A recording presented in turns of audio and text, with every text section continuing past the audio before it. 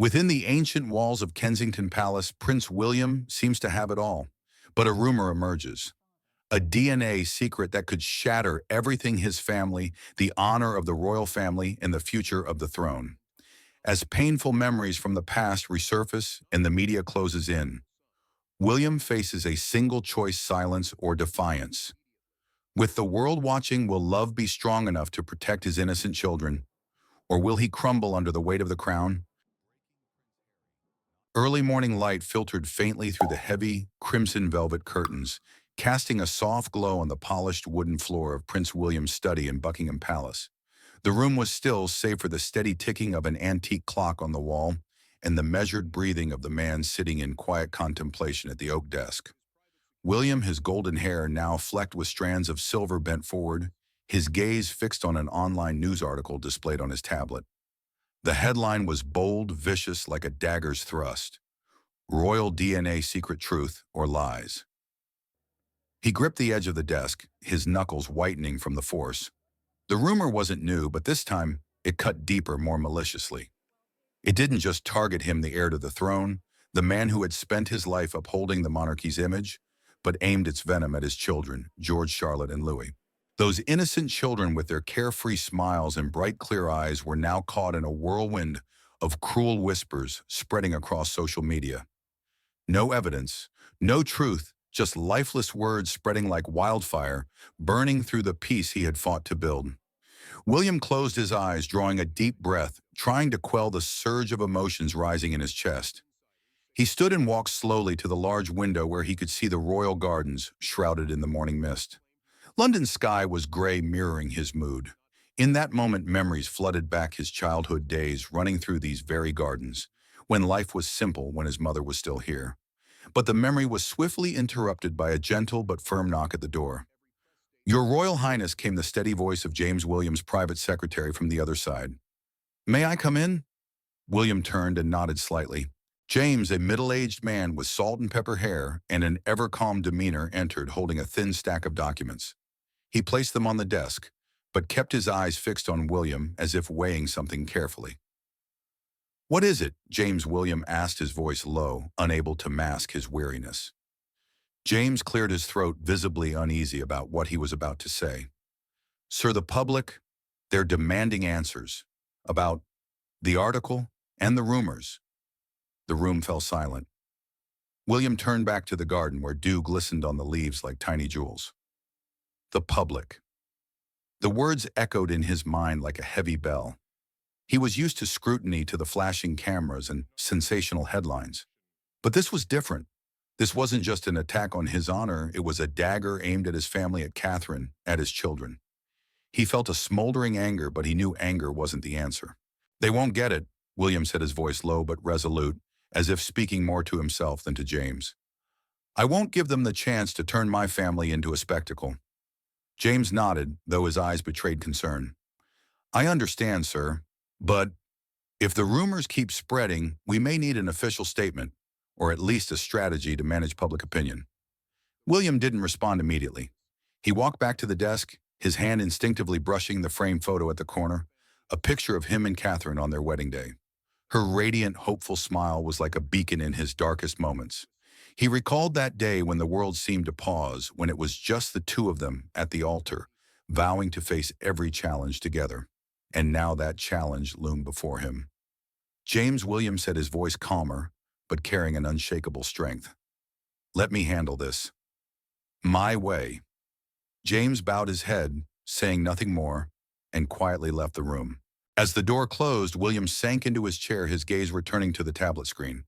The headline still taunted him, a challenge, but he didn't read on. Instead, he opened another photo on his phone, a family snapshot from their summer holiday in Norfolk. George was grinning ear to ear, holding a kite. Charlotte, with her golden hair, was pointing at something in the distance, and Louis, the mischievous youngest, was trying to climb onto his back. Catherine stood beside him, her gentle gaze fixed on him, as if she knew all hardships would pass. A biting winter wind snaked through the long corridors of Buckingham Palace, carrying the chill of London's season. William stood by the study window, his somber gaze fixed on the royal gardens, where bare branches trembled in the mist. The ticking of the antique clock seemed to mark the rhythm of his heart, pulling him back to distant days when his world was lit by his mother's radiant smile. Born in 1982, William arrived amid boundless joy for the royal family. He was the child destined to wear the crown, but in his earliest years he was simply Will, a shy boy with a timid smile who loved racing through Kensington Gardens and listening to his mother's bedtime stories. Princess Diana, with her golden hair and warm eyes, was his entire world. She would hold him close, whispering tales of deer in the forest or nights on grand adventures. "You'll be a good king, Will," she'd say, her voice soft but full of conviction. "But first you must be a good person." That light didn't last. By the time William was 7 cracks in his parents' marriage, Prince Charles and Princess Diana began to show. Arguments behind closed doors, distant glances at family dinners, and the sound of his mother's muffled sobs in her bedroom tore at his young heart. He often found her sitting alone in the garden, her slender shoulders trembling, yet when she turned to him, her smile was as bright as ever. "I'm fine, my love," she'd say, but William knew it was the first lie he ever learned. In 1992, when William turned 10, the news of his parents' separation shook his world like an earthquake. He became an unwilling mediator between the two people he loved most. Once at Sandringham, when Charles and Diana argued fiercely over who would care for William and Harry during the holidays, he stood silently outside the door, his small hands clenched. "I just want us to be together," he confided to his grandmother, Queen Elizabeth, in a rare moment of vulnerability. She looked at him, her gaze stern yet tinged with sorrow, and replied, "Sometimes, William, we must accept what cannot be changed." But the worst was yet to come. In 1997, a fateful summer night in Paris stole Diana, the mother William loved above all. He still remembered that moment at Balmoral Castle when his father entered the room, his face pale, his voice choked. "Your mother, she's gone." William's world collapsed in an instant. He sat frozen on his bed, unable to cry or speak, feeling only a cold void spreading through his chest. Harry, his younger brother, sobbed beside him, but William just held him tightly as if letting go would make them both disappear. The days that followed were a nightmare. At 15, William walked behind his mother's coffin before millions of mourning eyes worldwide. He kept his head down, his hands trembling in his black suit, struggling to keep each step steady. The bells of Westminster Abbey tolled heavily, striking his heart. He didn't dare look up, couldn't face the crowd, the heaps of flowers lining the streets, or the signs reading, "Diana, we love you." He wanted to flee, to return to the days when his mother held him, singing him to sleep. But he couldn't. He was Prince William, and the royal family didn't allow him to falter. From then on, William learned to lock his heart away. He smiled for the cameras, answered interviews with practiced calm, but inside he built a fortress, opening it only to those he trusted most. Harry was one, but even with his brother William kept the darkest corners of his soul hidden. Back in the present, William closed his eyes, trying to banish thoughts of his mother.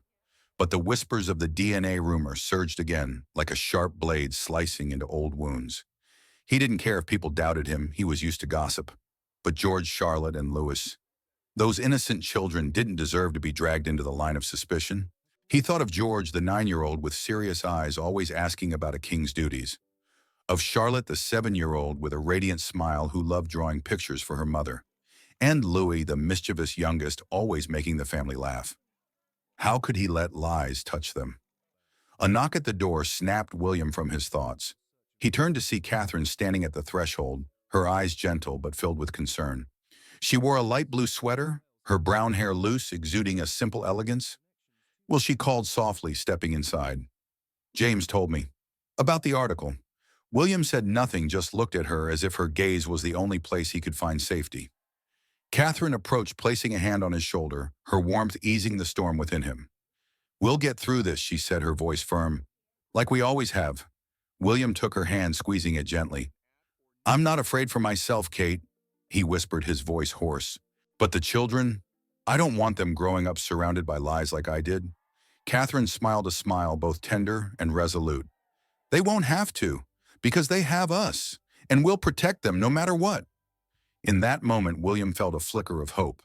But deep down, he knew the shadows of the past were never truly gone. And now, as the whispers in the palace grew louder, he would have to face not only the media, but the scars he had long tried to bury. Night fell over Kensington Palace, draping its ancient walls in a veil of silence.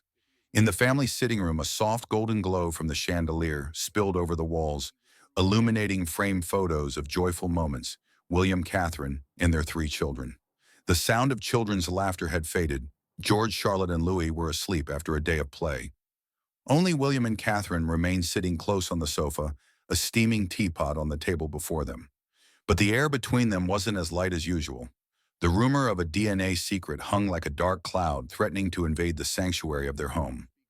William bowed his head, his hands clasped tightly, his gaze fixed on the glinting wedding band on his finger. Catherine sat beside him, silently watching. She knew that beneath his calm exterior, his heart was torn. She placed her hand on his, her slender fingers, gently squeezing, a quiet reminder that she was there, as she had always been through every storm. Will, she called softly, her voice gentle yet firm. You don't have to carry this alone. William looked up, meeting Catherine's eyes, those warm brown eyes that always felt like home. He smiled, but it couldn't hide his exhaustion. I just want to keep the children out of this, Kate, he said, his voice low. They're so young. George is only 9, but he's already asking me questions about the monarchy, about responsibility. I don't want him growing up in a world of lies like I did. Catherine tightened her grip on his hand.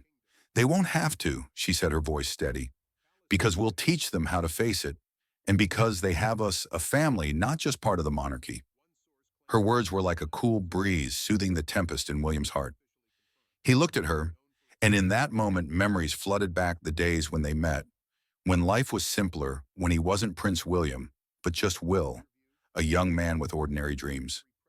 They met at the University of St. Andrews on an autumn day in 2001, when the cobblestone streets of the small town were blanketed in golden leaves. William, barely 20, was trying to escape the glare of royal life. He chose St. Andrews not just for its academic prestige, but for the chance to live as a normal person, even if only for a few years. There he met Catherine Middleton, a girl with a radiant smile and a strong spirit, undimmed by his title. At first they were just friends. William loved Catherine's natural ease, the way she laughed freely, the way she debated him on art or history during study groups. She didn't treat him like a prince, and that made him feel free. Evenings spent together at local pubs, sipping beer and talking about soccer, favorite movies, or simply life became a balm for William's wounded heart. Love came softly like the first drops of spring rain. One afternoon during a charity event at the university, William saw Catherine playing with a group of children, her brown hair catching the breeze, her smile radiant. He realized his heart had stirred. But their love wasn't easy. The media's pressure, prying eyes, and the weight of royal duty stood as an invisible wall between them. In 2007, they parted ways. The strain of public scrutiny and unrelenting expectations wore them down. William remembered that moment, sitting alone in his London flat, feeling as though he'd lost the most precious thing in his life. But Catherine, with her quiet strength, didn't let him drift too far. She remained in his life not as an ex-lover, but as a friend, someone who understood him better than anyone. And love brought them back together. In 2010, during a trip to Kenya under a star-filled sky, William knelt, offering her his mother's sapphire ring, and asked, Kate, will you stay with me through everything? She smiled, tears glistening, and nodded. Their wedding in 2011 was a global event, but for William it was more than a ceremony. It was a vow that they would face every challenge together, that Catherine would be his shield as he would be hers. Back in the present, Catherine stood, pulling William from his reverie. She walked to the table, poured a cup of tea, and handed it to him. Drink, she said softly. You need your strength. Tomorrow will be a long day. William took the cup, its warmth spreading through his hands. You always know how to make things better, he said, a rare smile breaking through. Catherine sat beside him, resting her head on his shoulder. We've been through so much, Will, she whispered. From our days at St. Andrews to the months hounded by the press to when I was pregnant with George and so ill. We always find a way. William turned, pressing a gentle kiss to her forehead. You're my strength, Kate. I don't know what I'd do without you. She smiled, but her eyes flickered with worry. Will, I know you want to protect the children by staying silent. But this time, I think we need to do more. This rumor isn't just a whisper. It's spreading. And if we don't act, it could hurt the children. William fell silent, weighing her words. He knew she was right. Silence had always been his way of handling the media, but this time silence might not be enough. "I'll think about it," he said finally, his voice low but resolute. "But whatever we do, I want us to do it together." Catherine nodded, squeezing his hand tighter. Together she echoed like a vow. As the room's lights dimmed, William felt a small spark of light within him. The rumors might be a storm, but with Catherine by his side, he knew he could face anything. Their love wasn't just a warming flame, it was a mighty shield protecting them and their children from the world's sharp blades. The morning of early 2024 at Kensington Palace carried a heavy air.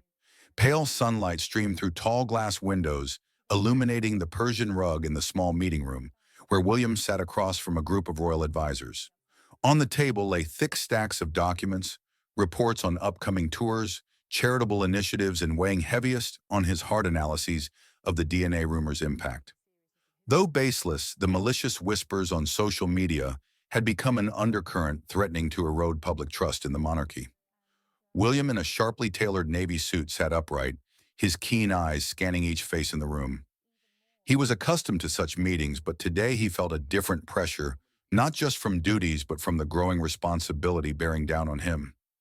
King Charles's father had been diagnosed with cancer months earlier. Though the king's health was stable with treatment, the burden of the throne was shifting to William, the direct heir. He was no longer just a prince, but the face of the monarchy's future. "Your Royal Highness Margaret," a seasoned communications advisor with silver hair, spoke, her voice low and cautious. "We recommend an official statement to quash the rumors. A concise message emphasizing your family's unity and dismissing the baseless allegations." William didn't respond immediately. He tapped his fingers lightly on the table.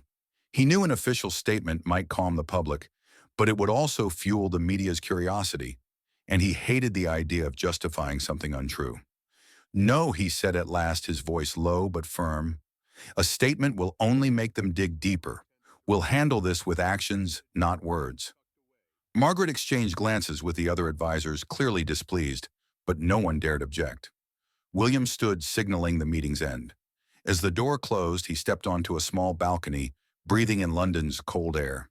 Beneath the gray sky, the city stretched out, but his mind drifted to unspoken questions. How could he protect his family? How could he mend the cracks within the royal family? And how could he uphold the monarchy in a world increasingly skeptical of its value? William wasn't one to sit idle under pressure. Over the years, he had proven himself a prince of a new era.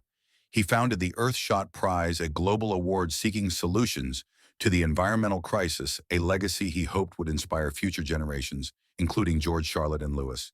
He also co-founded Heads Together, a campaign to raise awareness about mental health, a cause close to his heart after the losses and traumas of his childhood.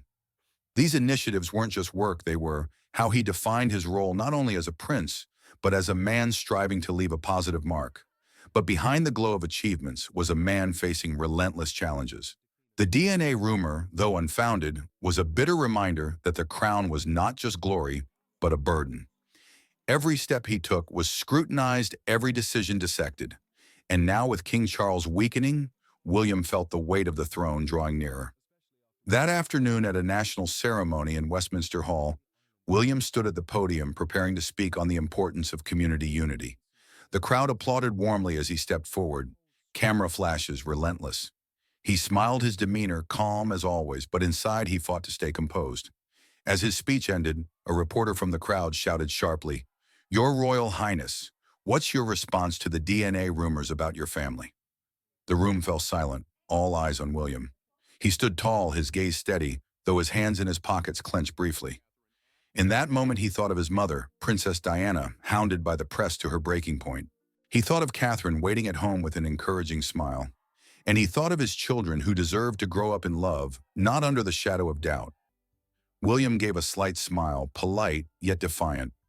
"My family is my strength," he said, his voice clear, resonating through the microphone. "That's all you need to know."